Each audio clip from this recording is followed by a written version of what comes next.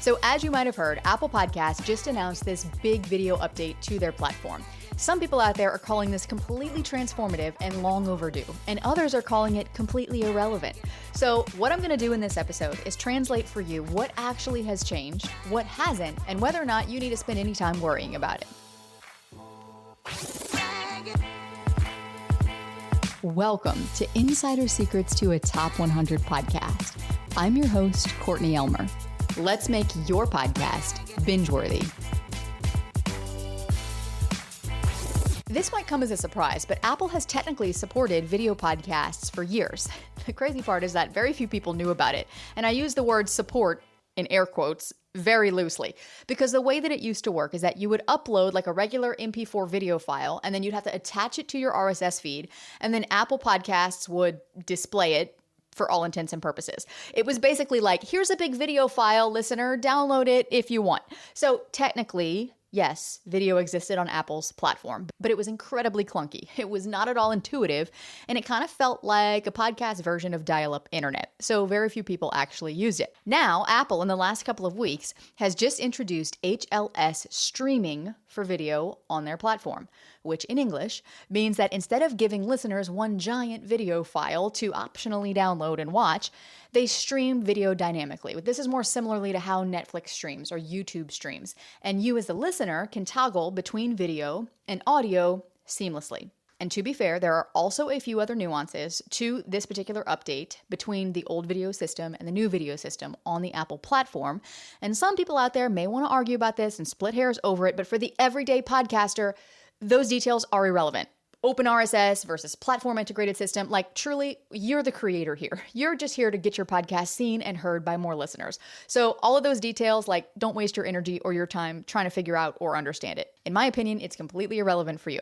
The nutshell of what actually changed, and all you need to know, is that the old version of Apple Video, technically, they supported video. It was a clunky experience. They distributed it through Open RSS, and nobody cared about it. In the new version of it, video episodes are delivered through supported third-party hosts like Acast or Simplecast. Listeners can watch and listen interchangeably and switch back and forth between audio and video.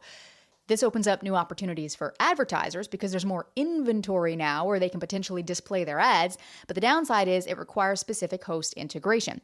So Apple, of course, for optics is positioning this as giving creators control of their content and offering more paths to monetization. The translation is that Apple made video less embarrassing inside their app. That truly is the bottom line. Apple didn't suddenly declare video is the future of podcasting.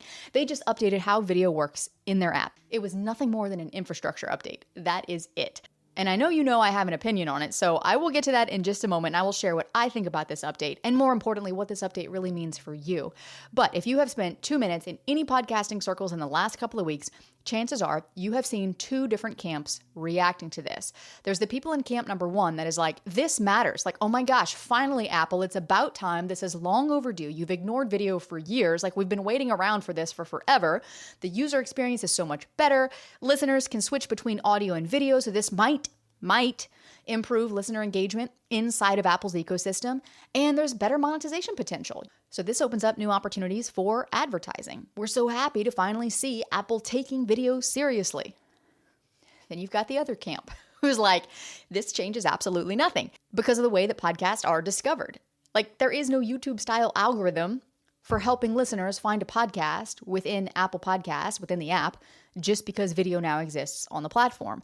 So it doesn't drive listener growth. Small creators shouldn't expect new listeners just because video exists here. And by the way, Apple, you're late to the party. Spotify and YouTube have been doing video for years, and they're still doing it better than you. And, this is kind of limited in terms of your rollout because your host has to support this for you to even have access to this feature. And so people in that camp, the overall take is that the impact is going to be very minimal for most podcasters. And I will say, both camps are partially right. Sure, yes, it is a far better infrastructure. No, absolutely not. It won't magically increase your podcast reach. Just like Instagram updates. I want you to think of this as an Instagram update. If you are on that app, you know that Instagram does updates literally all the time to their app. You open up the app, there's a new feature, there's a new this, there's a new that, and it doesn't magically make your post go viral just because Instagram updated their platform. So the same is true here. So I want to help you see this for what this is. It is a platform update. It is not a new podcast growth strategy. And it especially puts it into perspective pretty fast when you stop and think about how most people around the world use Android devices. And you realize that Apple's ecosystem actually reaches the minority. Android is the dominant smartphone globally. 70 to 72% of all mobile users worldwide use an Android phone, compared with about 28 to 29% using Apple's operating system. Which means that there are roughly 2.5 to 3 times more Android users worldwide than iPhone users.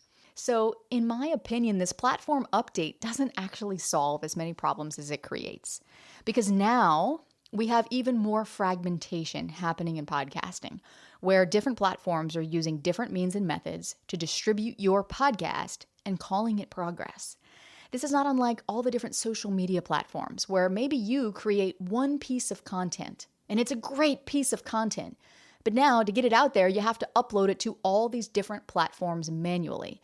And as of the time of this recording anyway, that is how video operates on the podcasting apps. You know, if you're using Spotify video, you got to upload that directly to Spotify. If you're uploading video to your YouTube channel, that's a whole different system. To use Apple HLS video, this is delivered through specific host integration. So your host has to have that integration if you're going to use the feature. And so the more that platforms build these proprietary, air quotes around that word, video systems, the further that we move from one feed audio distribution, which is part of what back in the day made podcasting so refreshing to use as a content tool, because you had this one piece of content that you got to upload to one spot, one time, and then it would get distributed via your RSS feed to multiple channels and done. So I know that so many podcasters out there, since the dawning of video podcasting, so many podcasters have FOMO around video. They're worried that if they don't do it, that they're somehow missing out on growth for their show. I am here to reassure you that you are not missing anything if you're not doing video. Not in terms of Apple or Spotify video at this point in time anyway. Podcast discovery through video on Apple is non-existent. Spotify, it's marginal, and even that is arguable.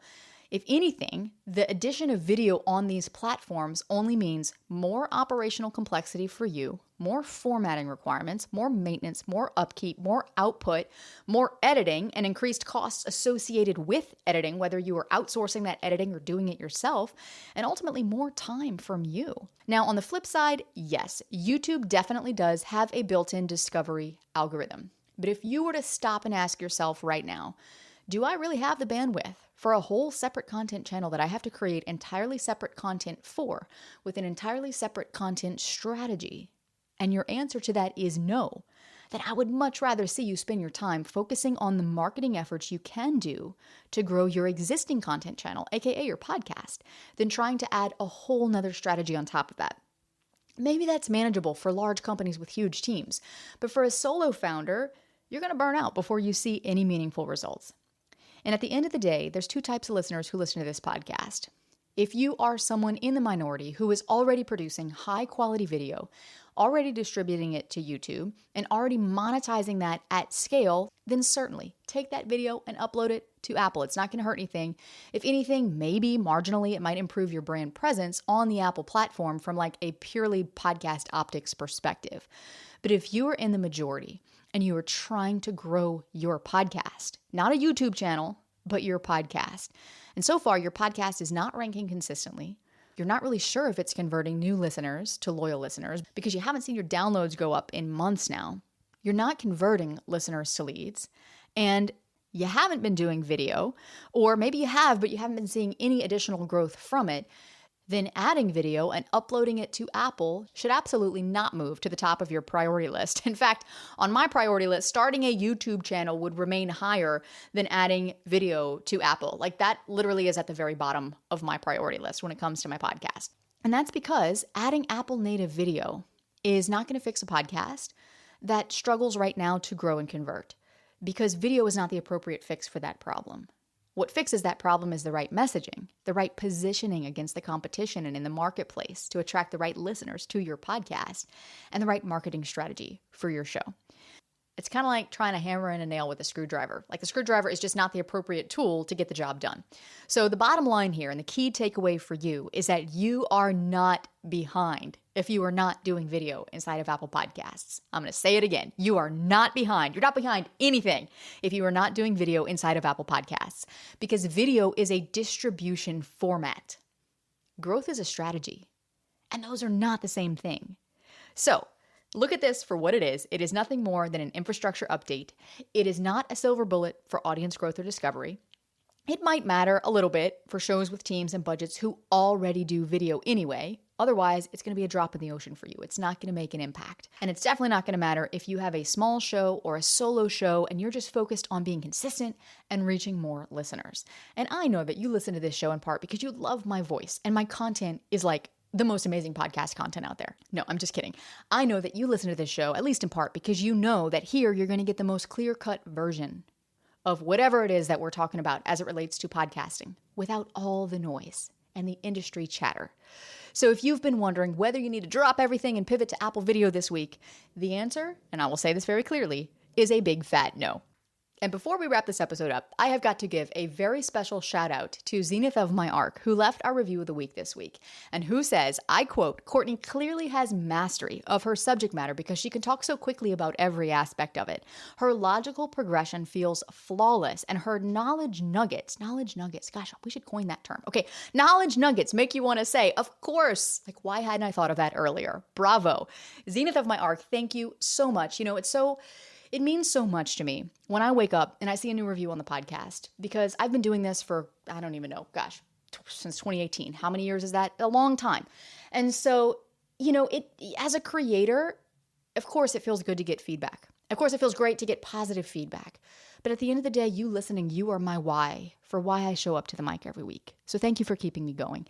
And if you have been listening for a while and you've never left a review, I would invite you to do so now. I might just shout you out on an upcoming episode. And most importantly, it helps new listeners know that this show is going to be worth their time. Because the key thing that I want you to take away from this episode is that video is a format, but discovery, podcast discovery, that's a behavior. Those are two different things. So the real question you should be asking yourself as a podcast host is, how do podcasts actually get discovered?